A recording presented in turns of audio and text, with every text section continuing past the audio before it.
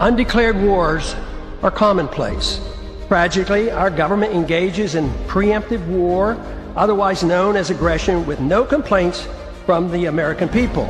Sadly, we have become accustomed to living with the illegitimate use of force by government. To develop a truly free society, the issue of initiating force must be understood and rejected. What if sometimes, to love your country, you had to alter or abolish the government? What if Jefferson was right? What if that government is best which governs least?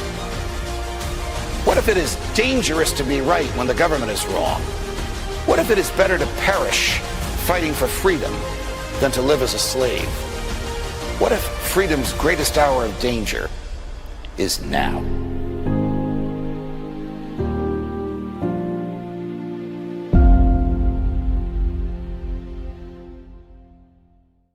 Hi, everyone. Judge Andrew Napolitano here for Judging Freedom. Today is Monday, January 26, 2026. Ray McGovern joins us now.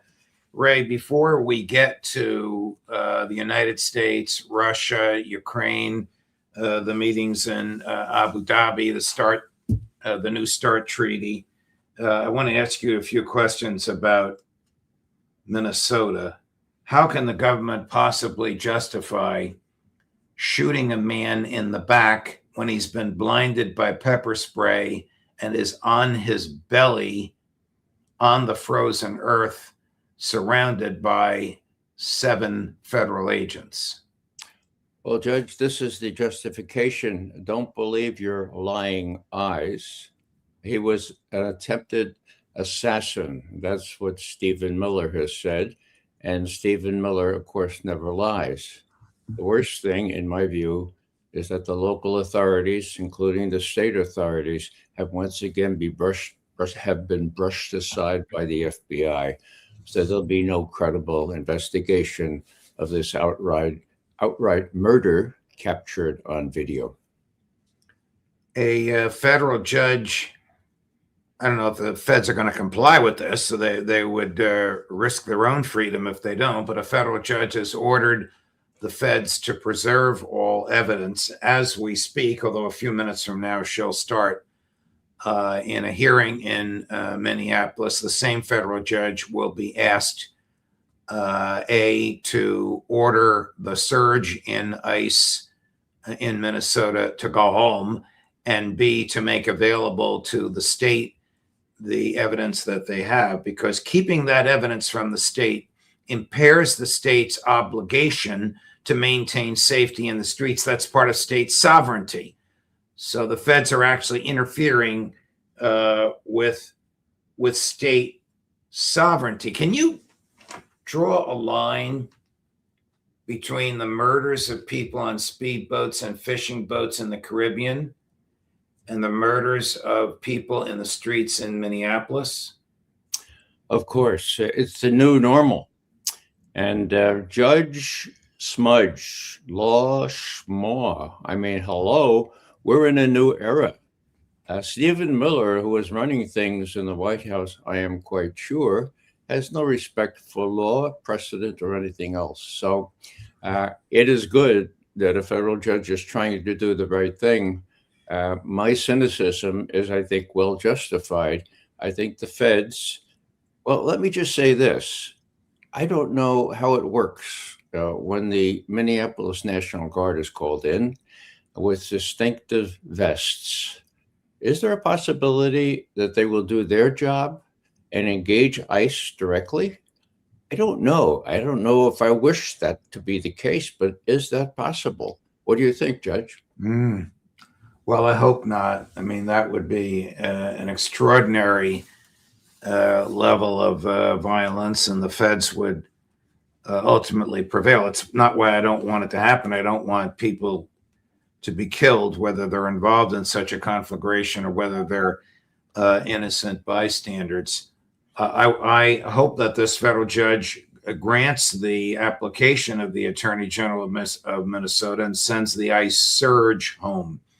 That would reduce ICE to the capacity that it had before Christmas, before they sent this surge, before all the violence in the in the streets happen. I mean, which is more dangerous to human life? Killings in the streets by federal agents or some undocumented aliens trying to earn a living? Well, I think the answer is very clear. It's just beyond belief what's happening here. I see ICE as I've described it when they came to North Carolina, the black and tans. Okay. These are the people, it's very documented now. People don't have need any qualifications to sign up. Just a body is what they need. And they've got twice as many bodies that they did last year. So we have the kind of, mini Gestapo, which is not so mini anymore. And they're discharging what people like Miller and others in the White House want them to do. And my fear is that if this continues, well, we have the midterms coming up, and then we have the presidential election in 2 more years. Well, what does that mean? Trump has said, well, maybe we might want to run again, for God's sake. Well, our Constitution is in great peril. It's up to each and every one of us to stand up now and do whatever he or she can to defend it. Switching gears, Ray, has the Trump administration responded yet to President Putin's offer to extend the end date on the New START treaty? They have not officially responded, and we have a full court press by people in the foreign ministry, Peskov and others, saying, look, 10 days left, 10, okay? February 5th, everything expires. It's not too late. They say this openly. It's not too late. It's late, but not too late. Medvedev said the same thing, all of them over the weekend. So this is big, Judge. Suffice it to say that if Trump doesn't do the necessary, namely just say, okay, no new negotiations are necessary. All he has to say is, okay, we will, as you suggest, Mr. Putin, abide by the limits, okay, of the New START treaty after it expires on February 5 for 1 more year. Okay, all he has to do is say yes, and the Russians would be very reassured. Now, if he doesn't say anything official, if he says no, this is big. Putin will not be able to face down his critics saying, you trust this guy? Well, maybe he's a nice guy, but he's weak.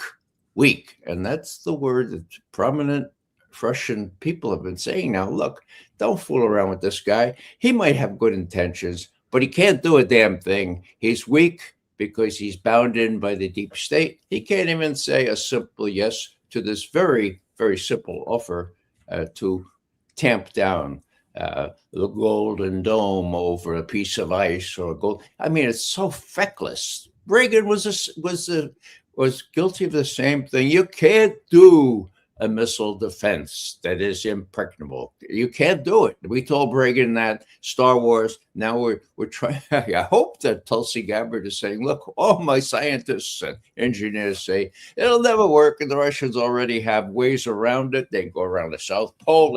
They could go into the sea. It's all kind of so feckless. And it is a measure of how potent the military-industrial complex is, because there's billions, there's trillions at stake here. What does the START treaty do? What has it restrained? The deployment of offensive nuclear missiles or bombs. The limit is 1,550 on each side. This is big. This is down from thousands before, and there is every expectation to think, from the Russian point of view, that as soon as February 6th comes, actually there is congressional legislation requiring the U.S. to build up all kinds of missilery, all kinds of offensive arms, and the balance that went in with New START and was started actually in 1972 by the ABM Treaty, balance of terror, but a balance, by God, it'll be frittered away. And the Russians, well, they say they're not scared. Of course they are scared. Everyone should be scared. They have countermeasures, but they don't want to have to use countermeasures. The whole world will be gone. Well, has the U.S. offered a better deal and alternative, or has the State Department and the administration just remained silent? Surely they know about February 6th. Well, Ryabkov, the deputy foreign minister, said over the weekend, look, Trump said that, he'd like to make a better deal here. Well, what was he have in mind? We don't have any idea what a better deal would be. I mean, can he keep this in an interim basis? While we get what does he mind? He never says anything about a better deal. It's just delaying tactics. It's very important how the Russians read this, and they can read it in no other way than to think Trump is weak and cannot follow through on any of his promises because of the people that really dictate to him and make it impossible for him to move forward in a decent relationship with Russia. Does the intelligence community have anything to do with influencing him on this? Your former colleagues? Well, I haven't seen anything on that, but I do have a sign that Tulsi Gabbard lives. What is that sign? We're all desperate for this, but there's this new thing put out over the weekend, the National Defense Strategy, required by Congress every year. This is for 2026. Iran, quote, President Trump has consistently made clear that Iran will not be allowed to acquire nuclear weapons. Iran's leaders have also left open the possibility that they will try again to obtain a nuclear weapon. Oh, wait a second. Okay. Iran's leaders have also left open the possibility that they will try again to obtain. Oh, you mean they're not trying to? Oh, well, Tulsi lives. That's what she said in March of last year. We have been consistent. That is, intelligence analysts. The only thing I can really brag about for the last 20 years. But in 2007, we said they stopped their nuclear weapons program. In 2003, if I do the math, it's 23 years or so since they've been working on a nuclear weapon, if they were then, and there's not much evidence that they were doing it then. Back to start. If it expires, what happens on February 7th? The United States starts borrowing more money and enriching the military-industrial complex so they can start building what Congress has authorized, and the Russians do the same. Well, the Russians don't have to do the same. The Russians have made clear ever since 2016 is when Putin gathered some Western journalists together and says, look, we're not going to let you guys spend us to death here. We have alternative methods, okay? 2 years later, in his State of the Union address, for God's sake, Putin did a show and tell. Watch this screen. 6 separate new offensive and defensive systems, okay? Are they online? Well, they weren't then, but they are now. Okay, you have the Oreshnik, you have the Burevestnik. Burevestnik uses a nuclear power to power these missiles. And then you have the Poseidon missile on a submarine that can devastate part of the East Coast or most of Britain. So they have alternative methods. But here's the deal, as I look at it. Putin has spent 25 years building up a country that was on its back. He's had very little help from others, but he's done the damn thing, okay?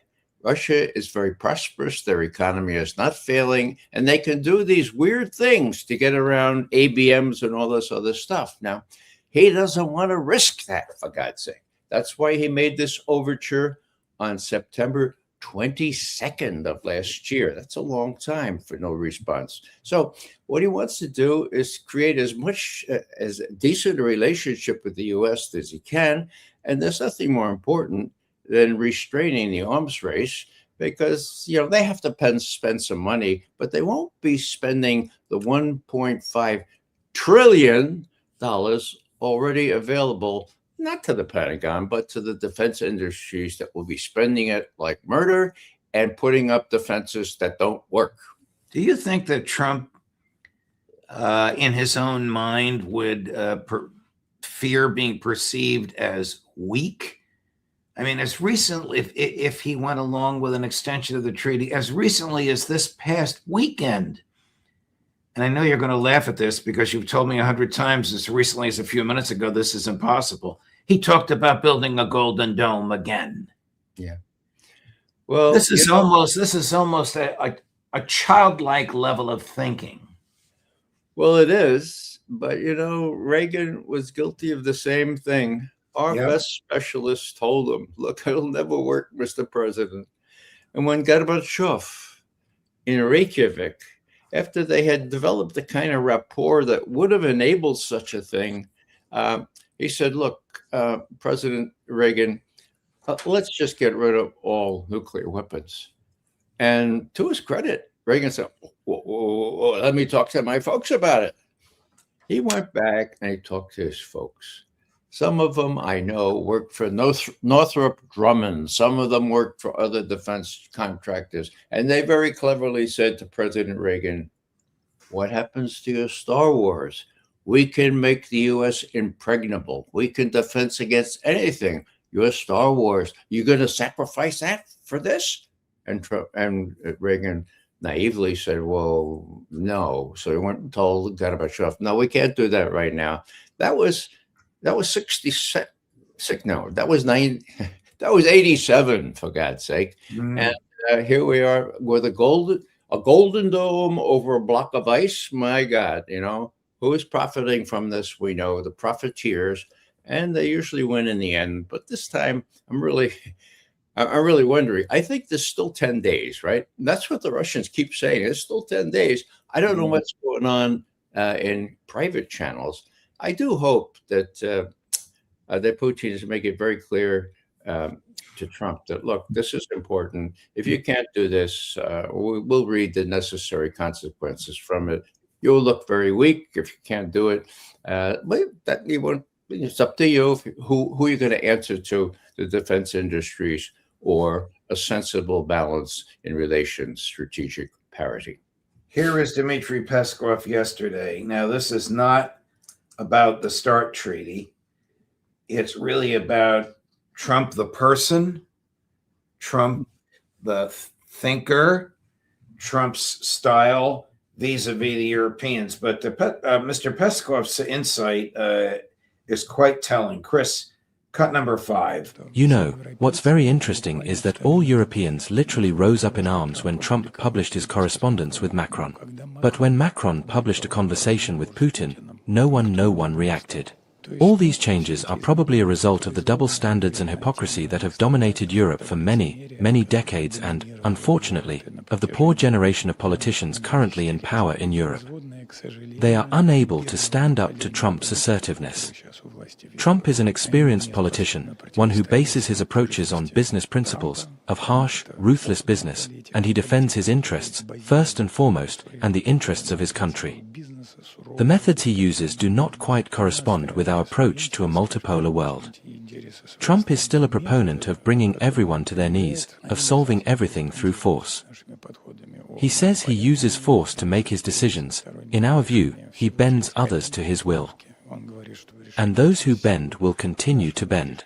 The main thing is not to do this ourselves. Isn't that fascinating? I mean, this is a person who spends half his day in the same room with President Putin. One can rationally conclude when he speaks, he's speaking what he's heard his boss say.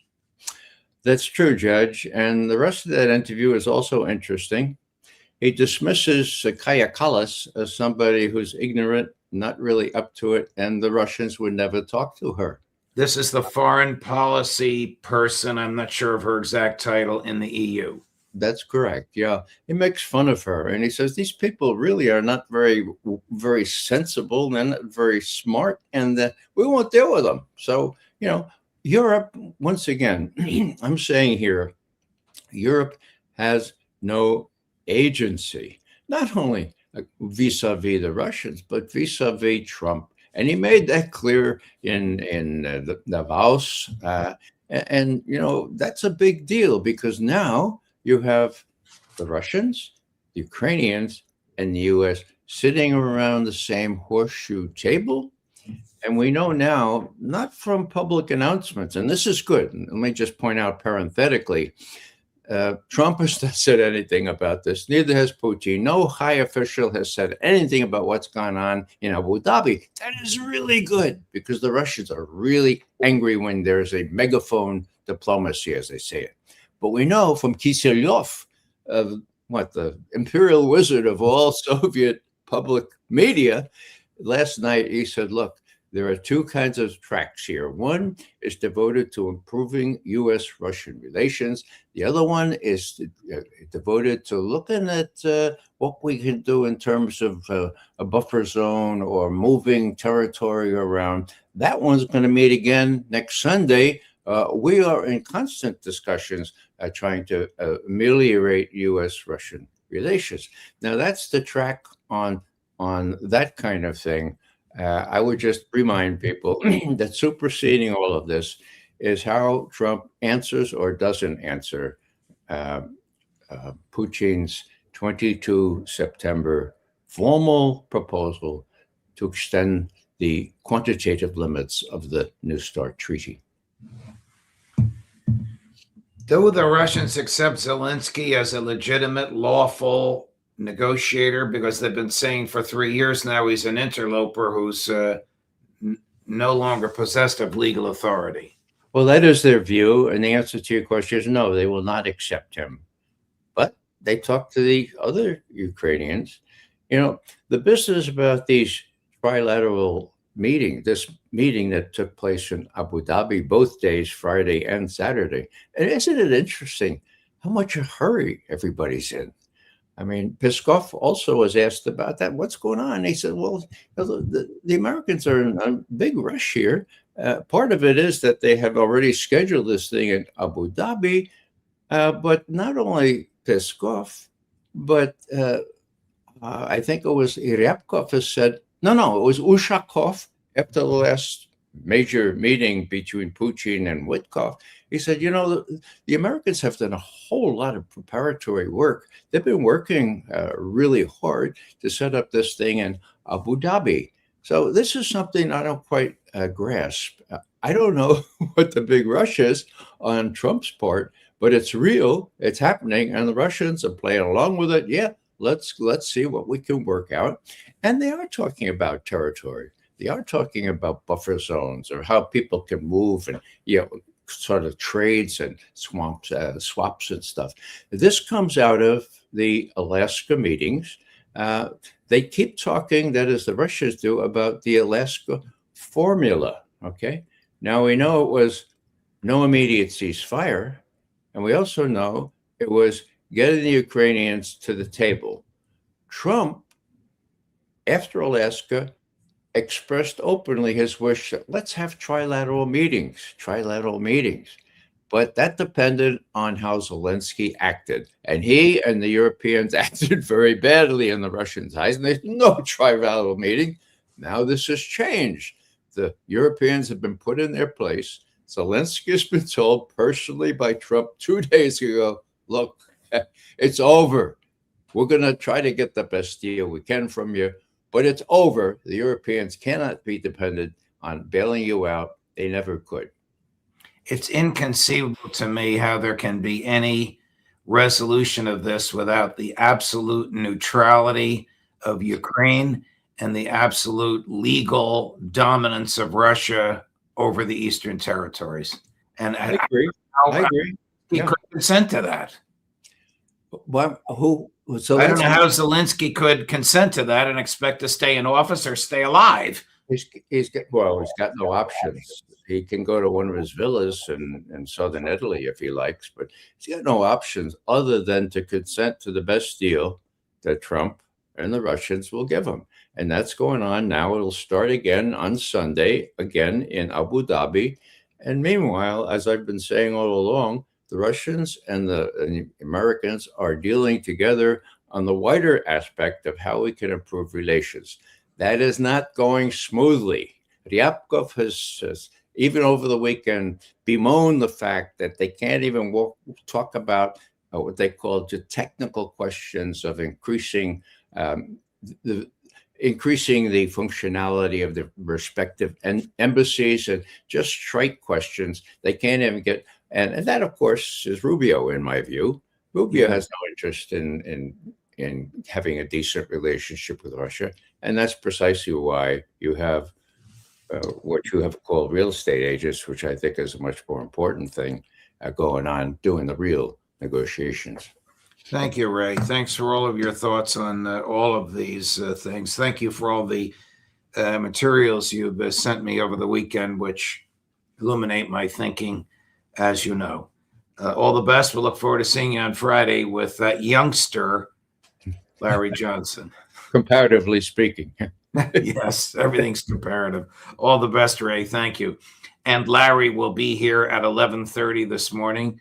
Sheriff David Hathaway, greatly experienced in the use of federal force against state force when he was a senior official in the Drug Enforcement Administration, will be with us at 1, and at 2 o'clock, Scott Ritter, Judge Napolitano for Judging Freedom.